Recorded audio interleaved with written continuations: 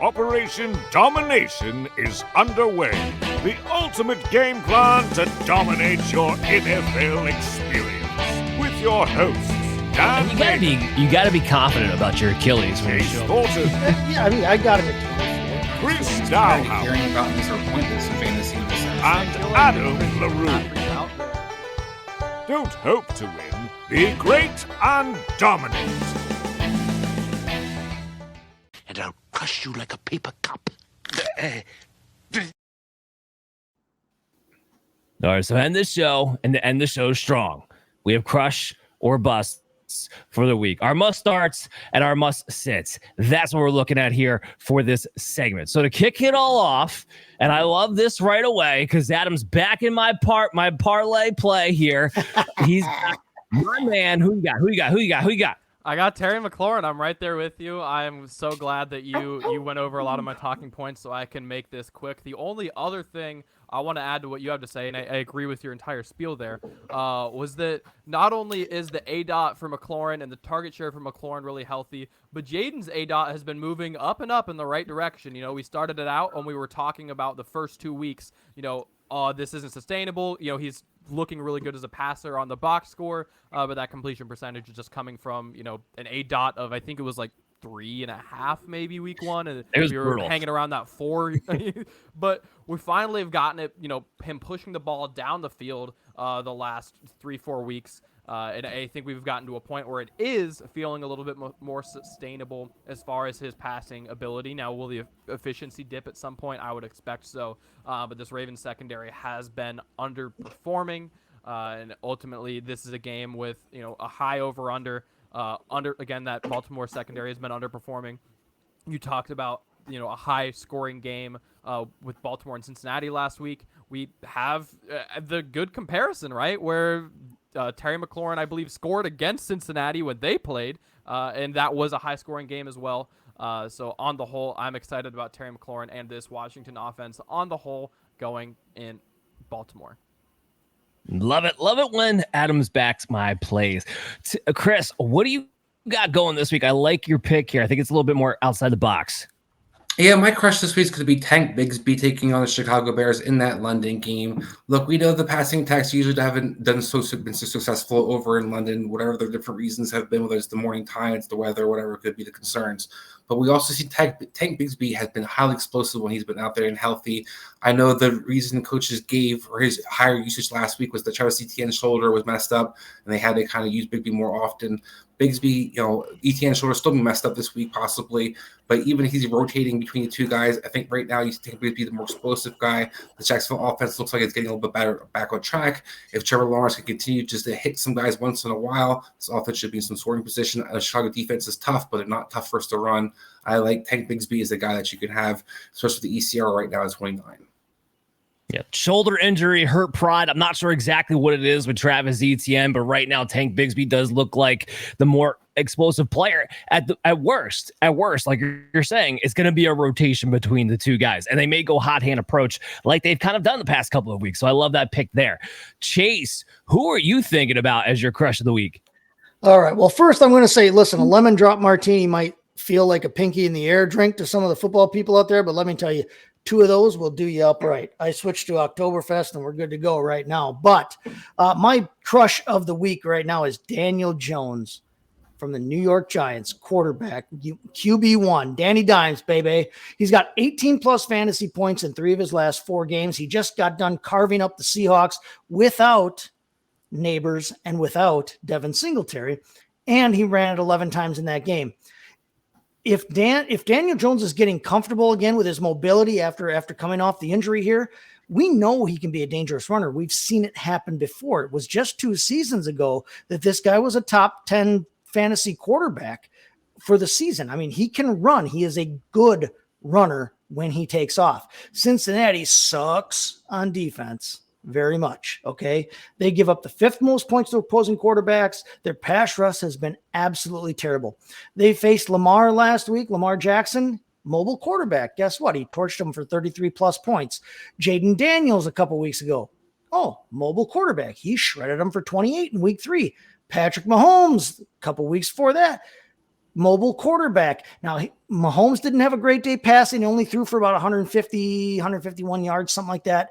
Had a couple of interceptions to go along with a couple of touchdowns, but that muted his fantasy value that week. But Mahomes did have his best rushing game thus far in 2024 against that Cincinnati defense, averaging over 7 yards a carry. The Bengals are favored on Sunday night. This game has a high point total.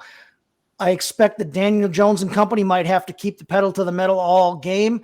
He's a top 12 play for me, honestly, this week, if Neighbors plays. And if Neighbors doesn't play, because Neighbors is still in concussion protocol, which is why he missed last week. But if Neighbors misses, Jones is still on that QB 1 or 2 bubble for me this week, even without the rookie phenom. He's performing this year. He's doing what we want. We don't have to care if they want to sign him past this year. We don't have to care if they win games. What we care is, are they scoring fantasy points? And lately, Danny Dimes is doing that. Danny Dimes, he's my crush for the week. Live by Danny Dimes, die by Danny Dimes. And without Neighbors, I don't know if that's going to be working out okay, even as a high-end QB too. But we will see. With Neighbors, I'm kind of with you. He's been a little bit sneaky lately. Like it maybe for a nice little sneaky DFS play, though. Yes. So here's my crush. And this hits home for me because I have been labeled an apologist for this player for years, and it is coming to fruition in front of our eyes. And I am going to run with this for as long as I possibly can.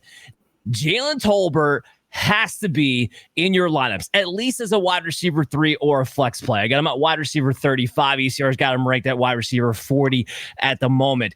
Look, sometimes wide receivers from small schools take a little bit longer to hit. And let's remember, he was a 3rd-round draft pick, but now we have Brandon Cooks on the IR.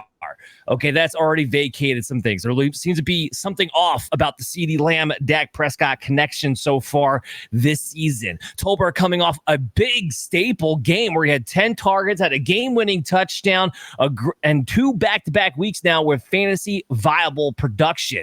Over those last 2 weeks, he's been just over 80% route share with an 18.8% target rate. That's only 3% less than CeeDee Lamb, by the way, over the last couple of weeks. Those numbers put him in the category of a strong wide receiver 3, low-end wide receiver 2. And when you factor in the matchup with Detroit, we're allowing the 5th most fantasy points to the wide receivers so far this season, setting up for a high-scoring game with an over-under of 48.5 this week. Jalen Tolbert not only should have been one of the strongest waiver wire pickups of Week 6, he should be in your lineups for Week 6 with 4 teams on bye. So Tolbert, like I said, I'm going to milk this for all it's worth for now. But coming down off my high, going to the busts, the guys we don't necessarily want to play but have been pumped up with ECR. Adam, what do you got? Yeah, for me, and look, you were leaning into something you've been saying for a long time, and I don't want to. I really don't want to. I think this player has. I think they've proved me wrong. Genuinely, I think they've looked very good on the field, and I admit they've been a better football player than I expected. But from a fantasy perspective, in this particular matchup, I am not in it with Bucky Irving. I think in Dynasty, I think he's proved me wrong. I think he's going to be something in this league at least for a period of time. We've seen things go either which way with some of these late drafted running backs, but regardless of that, showed some talent. However, he's not getting quite the volume so far, which has made him kind of touchdown dependent, because Rachaad White is still the receiving back in this offense. That has not seemed to go anywhere. And sure, he is actually getting the bulk of the red zone carries. The problem with that is that when Tampa Bay gets in the red zone, they don't want to run. That is not what they go to first. And if they want to run, honestly, they almost seem to prefer going with Baker Mayfield, running the ball off of some kind of fake pass. They ultimately want, in the red zone, they have wanted the ball in Baker's hands. That's who they trust in the red zone. So with the running back as touchdown dependent, and they don't really want to run the ball in the red zone in the first place, I'm a little bit concerned, especially when we talk about a game with an over-under of 41.5 with, an opposing quarterback is not doing so hot. Ultimately, I think this is going to be another one of those games where Baker gets his 2 to 3 passing touchdowns with 17 attempts and 160 yards. Baker's fantasy totals look awesome, but ultimately he didn't really do a whole lot. He just threw the ball in the red zone efficiently. Look, in half-point PPR, which is what we talk about on this show, Bucky Irving has 1 double-digit point finish, and yet on the ECR is the running back 23. He's a running back 2 in the ECR. Again, 1 double-digit point finish so far. Was that the Eagles game by any chance? I believe so. That was when he got his 1 touchdown. So I'm just saying I don't think it's worth betting on in general. I would have Rachaad White here if they flipped roles, just because in general these Buccaneers backs aren't getting the opportunity to run in the red zone, and that's what's going to actually get them points, especially in half-point PPR. Yeah, I'm kind of with you, Adam. Now, the one caveat I'm going to throw here is that I do think Tampa Bay may blow out the Saints so badly that Bucky winds up falling into the end zone as a result of that and gets to close out the game because he is the closer of the two. I'm with you. Rachaad White's not going away as a pass catcher, but of the two right now, Bucky is the closer. So that's where it gets a little bit interesting for me. I still think RB23 is a little bit strong in general. We do have seen the Saints defense be tough against those runners, especially inside the tackle. So I'm with you on that part, and frankly, for the rest of the season too. I would not be shocked if he went for like 12 carries, 60 yards. That just doesn't really get you fantasy points. I think he'll look good on the unless field. You fall in the end zone. Unless you fall in the end zone, which, right, to be fair, is possible. That has not been their tendency. To your point, maybe that changes when they're up by a ton. We just haven't seen that from them. No, I totally agree with that. We do have a question coming in from Chaka. I want to get to it here. Would you trade Neighbors, Evan Ingram, I'm assuming Zach Moss, for, I'm assuming, Tyreek Hill, Joe Mixon, Davante Adams, and George Kittle? Now, I will say that you have to be 2 and 3 or better to make this move, but I personally am making this deal. Or is anybody on this panel not making this deal? No, I'm jumping on that. On that. With you. Tua is going to be back, and when Tua comes back, Hill comes back. Mixon's not going to be hurt forever. Adams, I already said he'll be okay even if he stays in Las Vegas with AOC. And Kittle's in this tight end format. Kittle's been on. Yeah, right? No, jump on that. Do it, Chaka. All right, Chris, let's go to you. Who's your bust of the week? Yeah, so this is more about like how I don't with the ECR. This is a guy I definitely would still play. So I'm not saying that's just but I'm not having him ECR. I have at number 5. That's Jaden Reed. I like Jaden Reed, but every time Jaden Reed has his big game, he crashes back down to earth next week. He usually finishes in the top 24 to top 30. But he's going to be a star, like I said, but he's not top 5 guy. And that's not this Green Bay team as Chase talked about. Romeo Dobbs is going to be returning this week, and Tommy Wicks isn't going to drop everything. He's been a target hog since he's been out there, and the way you attack this Arizona team is on the outside. One of the worst defenses versus the outside receivers, so you can sit there and attack them all day with this offense. I think there's a lot of other guys who can eat in this offense, especially with the running game. And unlike your 49ers, Dan, I think Green Bay actually will remember they should run the ball throughout the game. So I think overall, this is a game that I think Jaden Reed, while I love what he did last week, I think he has a safe floor. I just don't think they have a number 5 ceiling this week. And I think that's fair. I do think that's fair. It is against the Arizona Cardinals. We'll see if it's high scoring or not. But yes, this is a team you can run on. If you consistently run on them, it may take away some from the passing game. I'm a little bit bigger on Datavian Wicks with his matchup there on the outside. So I think that might play into a little bit too. But to your point, yes, we're not saying bench Jaden Reed here. Just maybe have a little bit lower of an expectation than what you've gotten over the past few weeks. Jaden Reed, by the way, just to throw this in there, I mean, maybe he pulls out the Deebo Samuel thing. I'm not sure, but he really feels like a regression candidate. He's not somebody who's getting the same type of target share, not somebody who's getting the same yards per target that you're looking for out of a typical top 10 wide receiver. So maybe he's a regression candidate, but he is getting that little extra kind of like Deebo. So it's kind of hard to write him off completely. And of course, I'm talking rest of season, frankly. One thing I want to get to real quick, since you mentioned the 49ers, this is just a personal thing for me. There's a personal message from me to Kyle Shanahan. Run play action. Okay. I just had to get that off my chest. What is that? Anyway. Yeah. Just the thing that makes the offense go. You're 29th now in yards after catch. You're 29th now in play action rate. The two things go hand in hand. I'm just saying. It's not like you haven't been able to run the ball. Anyway, I don't want to get off on the whole thing. That's more for offensive observations. Maybe we'll get to that after the Seattle game tomorrow night. I got to get to Chase here. Chase, who are you worried about the people are starting this week? Who's your bust? I'm not worried about Jalen Tolbert. My dynasty shares of him are loving you right now, Dan. So thank you for that. Jaden Reed. Yeah. Listen, Jaden Reed has a nice safe floor. That's cool. That's why if you're playing him this week, you're playing because I think he has a nice safe floor in that offense. But my bust for the week is Brian Robinson Jr. And I hate to do it because I loved him coming into the season, but Brian Robinson Jr. is facing the Baltimore Ravens. Listen, he's been good. He's been a borderline RB1 this season, but he's coming off a poor performance last week against Cleveland. He had the 2 touchdowns last week, but look at how he ran. Look at the yardage he gained. He only gained 18 yards on 7 carries in the first half before they kept him out to monitor his knee injury. Now, Eckler looked healthy, I thought. Austin Eckler looked good. He's their pass catcher out of the backfield. Jeremy McNichols even got in the damn rotation there and scored a touchdown last week. Listen, the Ravens are tough against opposing running backs. There's questions about Brian Robinson's knee.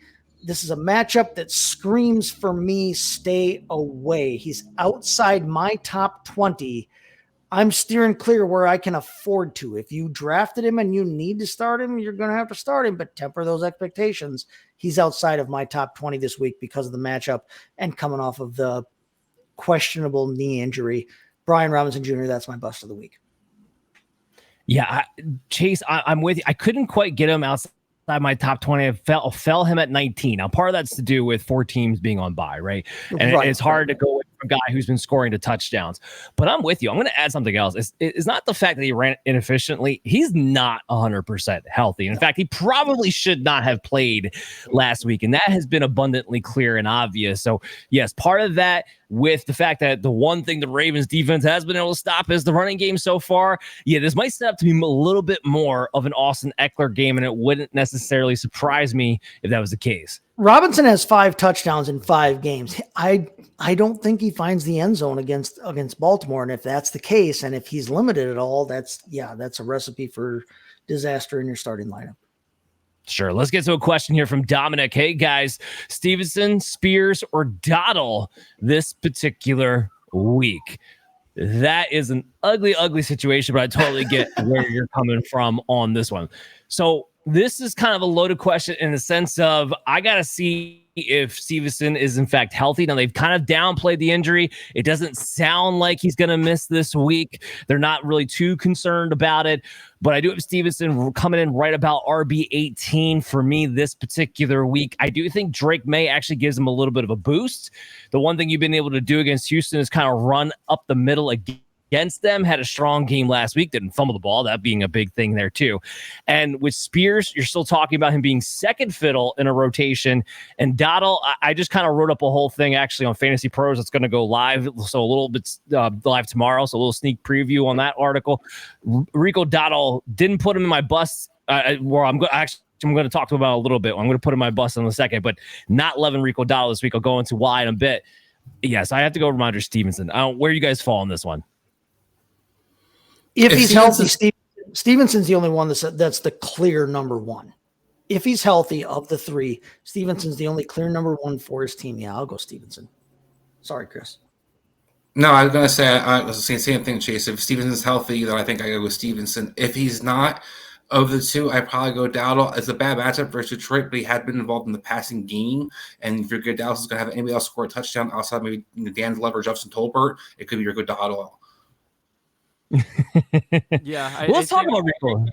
I got him. I was going to say Dowdle's only saving grace if you do go that route is that, like we talked about earlier, Dak has been his ADOT under pressure has been very low. He's just getting the ball out to his check down as soon as he gets pressured. That's all that's going to save him because on the ground he's not doing anything. Well, I don't have the numbers in front of me, but what I will say is a little bit interesting is that despite the fact that Aiden Hutchinson has been great, Detroit's not actually ranking very well right now as far as quarterback pressures are concerned. They're not getting a ton of pressure on teams right now. So I don't know if Dak will really be, outside of Aiden Hutchinson, I don't know how often he's actually going to be under duress in this game. But let's talk a little Ricco Dowdle, shall we? Because this is my bust of the week. He's being ranked as running back 22. I think that's very strong for a guy with mediocre talent. I have him ranked down there at RB 32. Now, I can't get him out of my top 36 play, not this particular week, not with the fact that he has separated himself a little bit there from Ezekiel Elliott. But here's the thing, guys. Primetime matchups tend to stick in a fantasy owner's brain a little bit more than what goes on Sunday. And what we just saw was we saw Dowdle go for 20 carries this past week. We saw him score a receiving touchdown. We saw him finish as the RB3 overall this past week. And that sticks in the brain for these fantasy football owners when they see it there on prime time.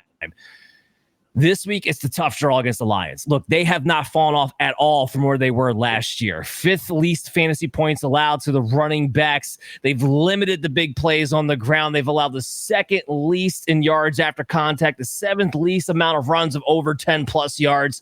And Dowdle himself has only made 4 missed tackles this entire year. He doesn't make people miss. He gets tackled right away. This does not set up in a situation where I think Dowdle is going to do much past the line of scrimmage. Maybe he does something in the passing game, but I think that's a big if in this one. So I am not playing Ricco Dowdle unless it's a desperate flex play because of a buy fill-in for me. So that's my bust for this one. And with that, it wraps up the show. Thank you, everybody, for tuning in to Operation Domination. Make sure you tune in tomorrow at 8 o'clock. We'll be at Fantasy Sports Advice Network, at FF Advice Network on Twitter, and of course on our Facebook page. We're going to release the YouTube video out on Friday. We're having Dr. Brian Scott come on. We have we don't have as long of a list as we did last week, but we have big name injuries that we have to talk about. So make sure you tune in for that. Check out Operation Domination on your favorite podcast app. We're available to you everywhere. We'll be back with our preview episode next week at 9:30 right here on the Fantasy Football Advice Network YouTube channel. So make sure you come on back, and everybody, good luck this weekend.